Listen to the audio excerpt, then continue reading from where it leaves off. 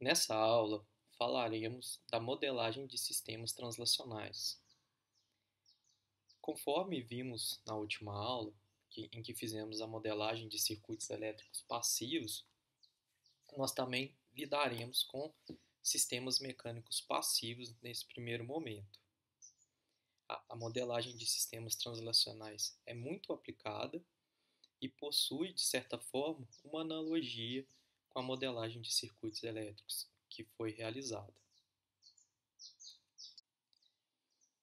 Nos sistemas mecânicos translacionais, nós temos três componentes que podem ser associados aos componentes elétricos. Por exemplo, a mola, que é um armazenador de energia como capacitor.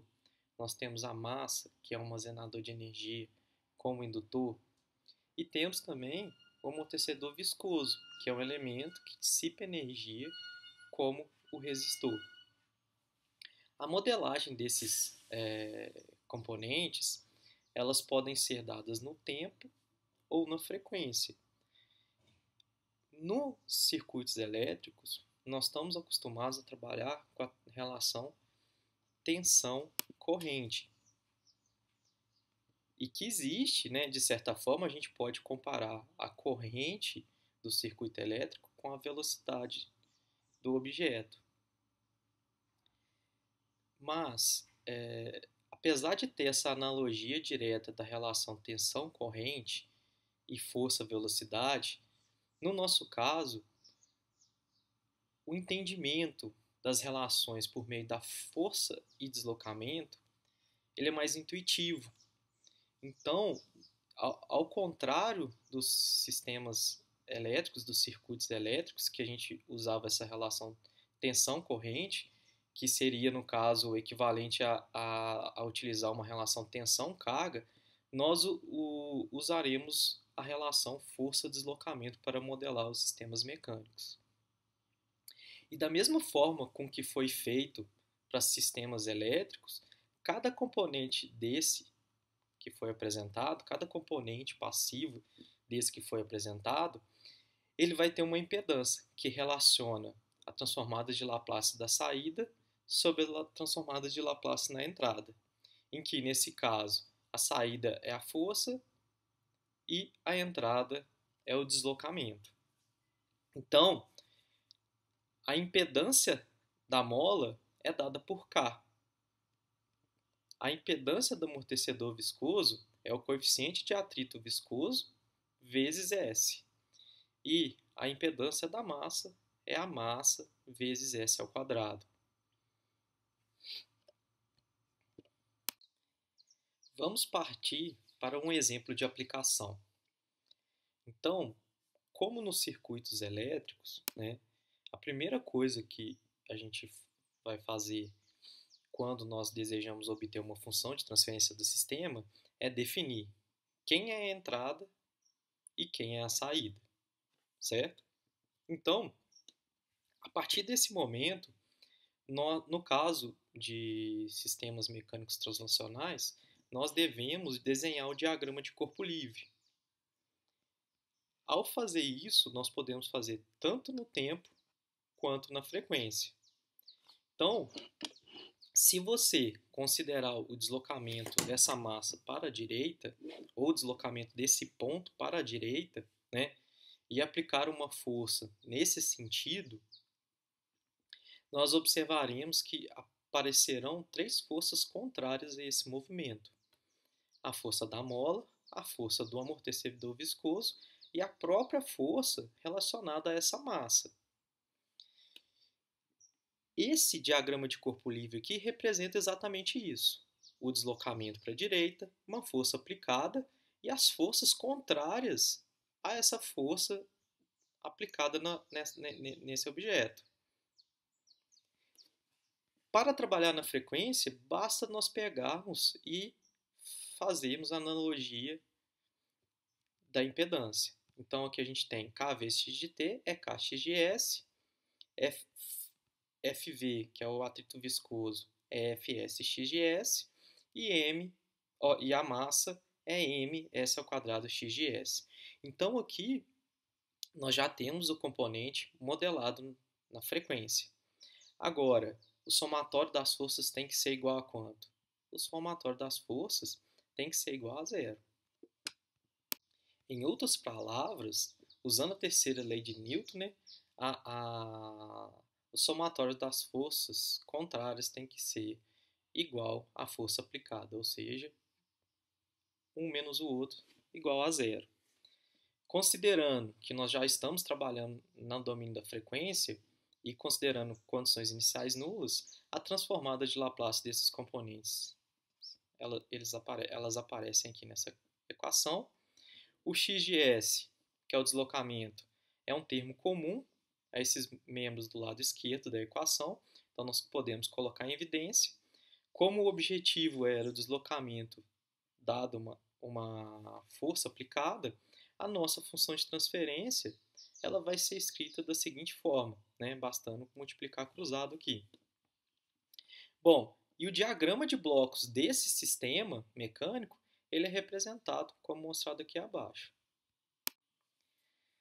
Como eu disse anteriormente, nós não modelamos a impedância nos circuitos elétricos e observamos que existe uma analogia e que pode ser feito de forma mais simples a análise dos circuitos elétricos usando a metodologia de inspeção.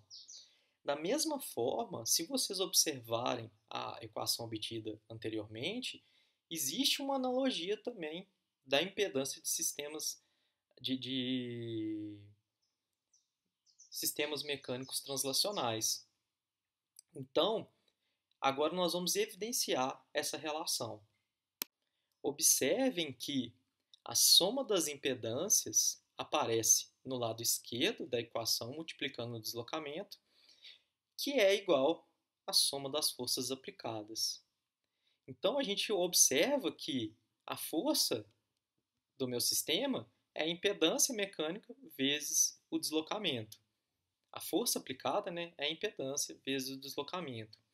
Agora, isso nós verificamos para o caso de 1 grau de liberdade. E se nós tivermos mais graus de liberdade, ou seja, mais movimentos independentes, isso é válido?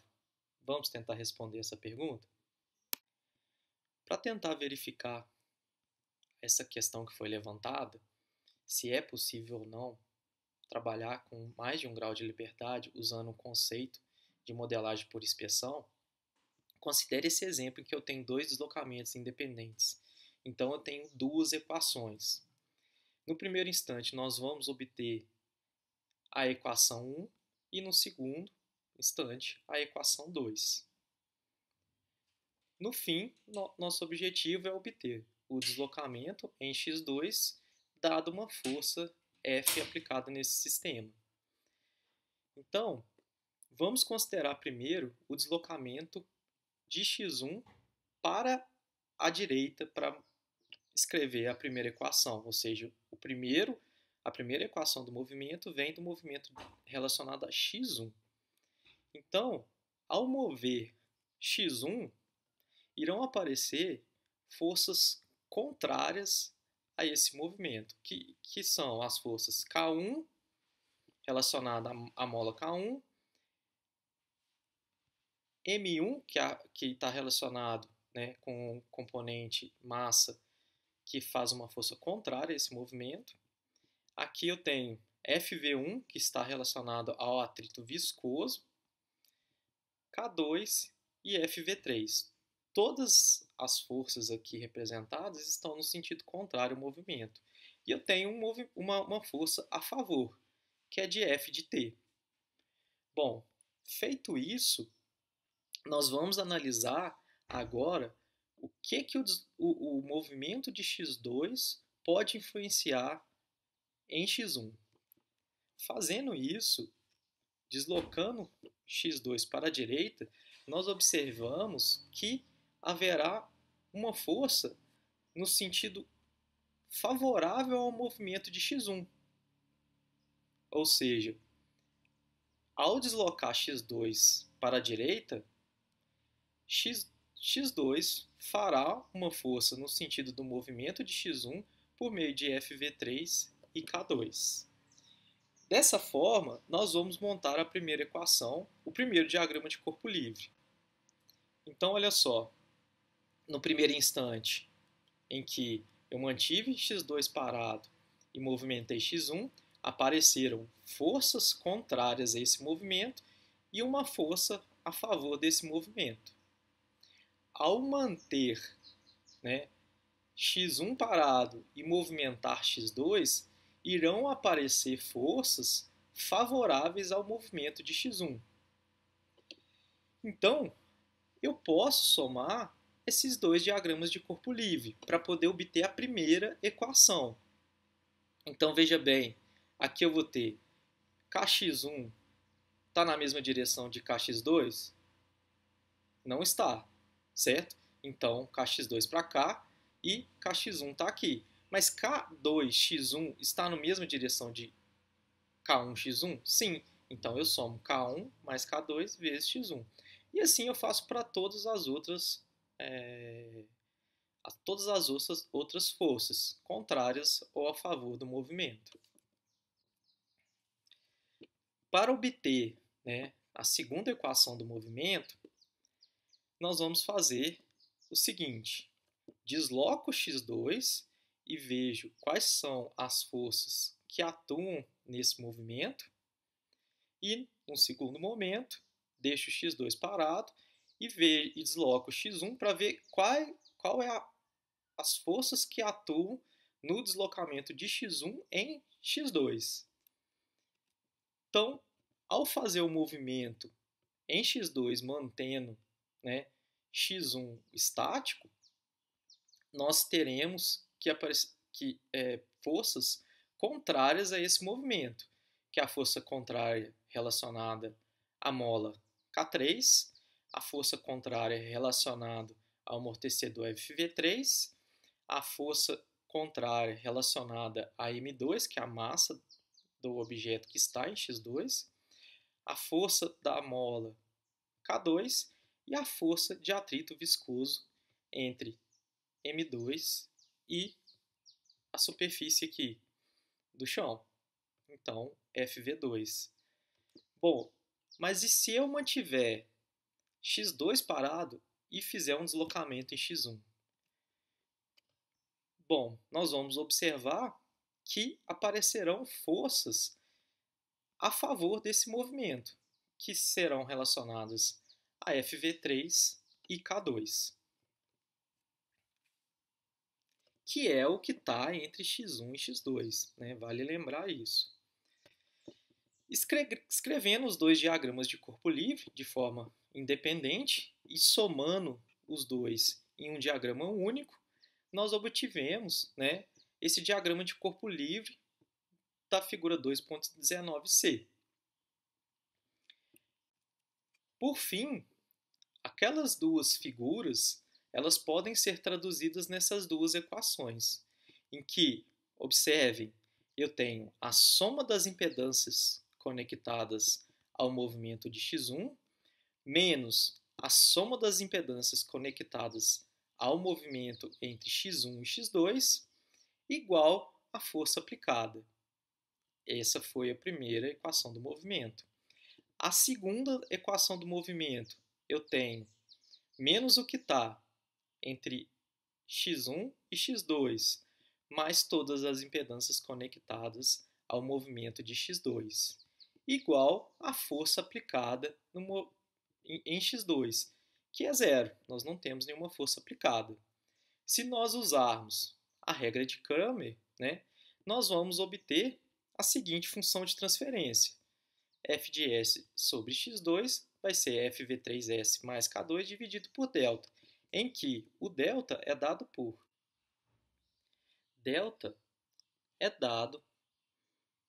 pelo determinante dessa matriz. Essa matriz nós chamamos de matriz de impedâncias.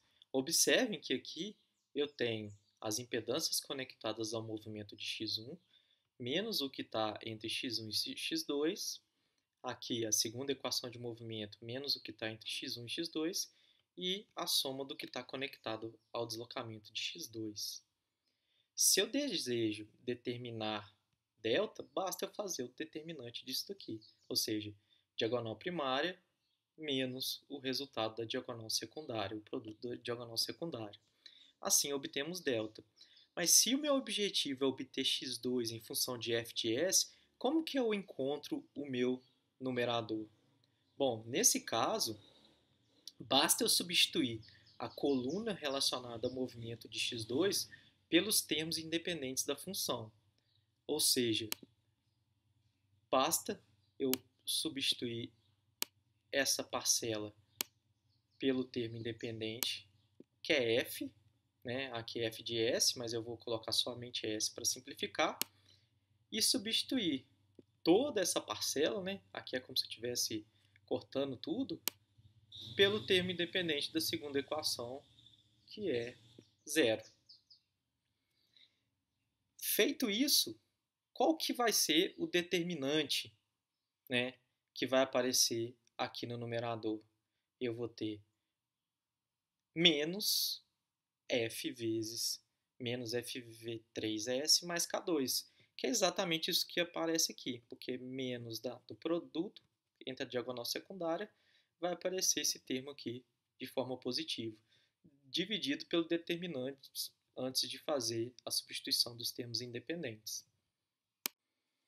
Bom, então como nós observamos no início, agora nós temos, né, como dizer uma forma de obter as equações do movimento de forma simples e por inspeção, para ganhar tempo, né?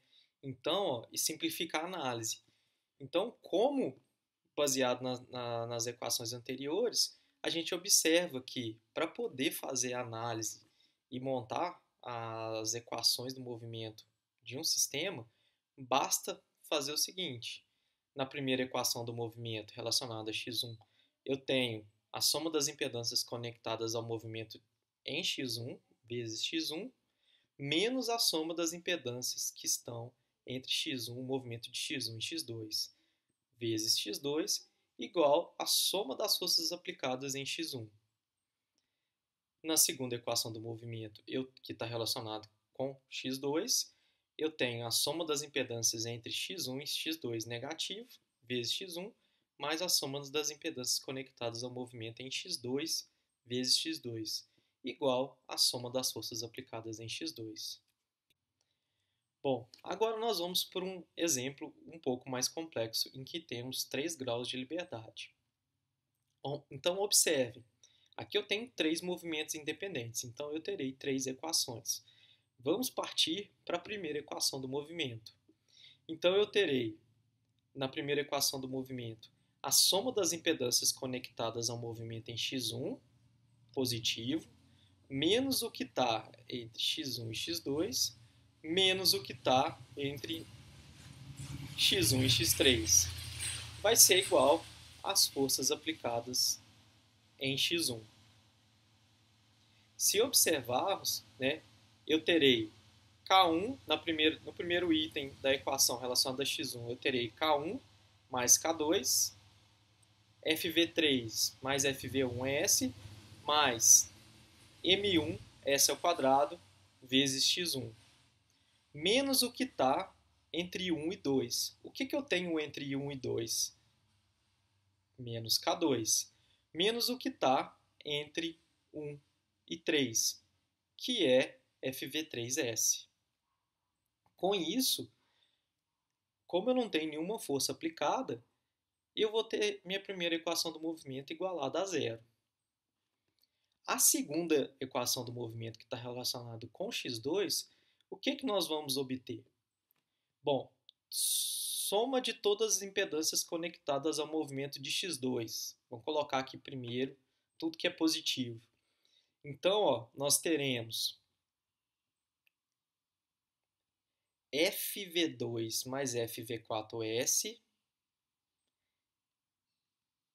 mais K2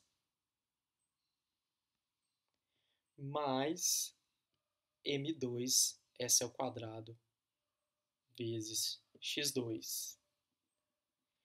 O que está entre 1 e 2 negativo, menos K2. O que está entre 2 e 3 negativo, menos FV4S. Tem alguma força aplicada ao movimento x2? Sim, eu tenho, que é o próprio F de S aqui na frequência. Então, passemos para o último movimento, a última equação do movimento. A soma de todas as impedâncias conectadas ao movimento de x3. Então, eu terei FV4 mais FV3S mais M3S ao quadrado vezes x3. O que está entre 3 e 1 menos FV3S, o que está entre 3 e 4 menos FV4S. Tem alguma força aplicada ao movimento de x3? Não. Então é igual a zero. Então, resumindo, aqui nós temos as nossas 3 equações do movimento usando a metodologia por inspeção. Então eu peço a vocês que tentem praticar e verificar se vocês conseguem reproduzir esse resultado como eu obtive. Mais um exemplo um pouco mais desafiador para nós. Considere esse modelo, né, que é como se fosse o modelo do modelo de amortecedor, né? Então considere aí esse sistema mecânico translacional em que eu tenho dois deslocamentos independentes. É como se essa massa M1 deslocasse dentro desse compartimento de massa M2. Bom, vamos partir para o nosso objetivo. Qual que é o objetivo do exercício? Obter a função de transferência que modela o deslocamento x2 em função da força aplicada em M1. Então, nós vamos levantar aqui as duas equações do movimento. Bom, qual que vai ser a primeira equação do movimento para esse sistema? A soma das impedâncias conectadas ao movimento de x1. Quais são essas impedâncias? Bom, eu tenho FV1, FV3, FV2 e FV3 igual a 1, então eu vou ter 3S mais 1 mais 1S ao quadrado. Então, eu vou ter 3S, S ao quadrado, mais 1 vezes x1S, menos o que está entre 1 e 2. Então, o que eu tenho entre 1 e 2? Eu tenho FV1, FV2 e FV3. Então, 3S mais 1 que está relacionado com K. Igual à força aplicada. Existe alguma força aplicada no deslocamento de x1? Sim, F de S. Passamos para a segunda equação. Então, o que está entre x2 e x1? Não é somente K1 e FV3S?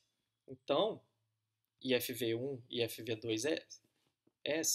Então, o que eu terei é menos, abre parênteses, 3S mais 1 vezes, fecha parênteses, vezes x2 de S mais todas as impedâncias conectadas ao movimento de x2. Quem são essas impedâncias? FV1, FV2, FV3, FV4.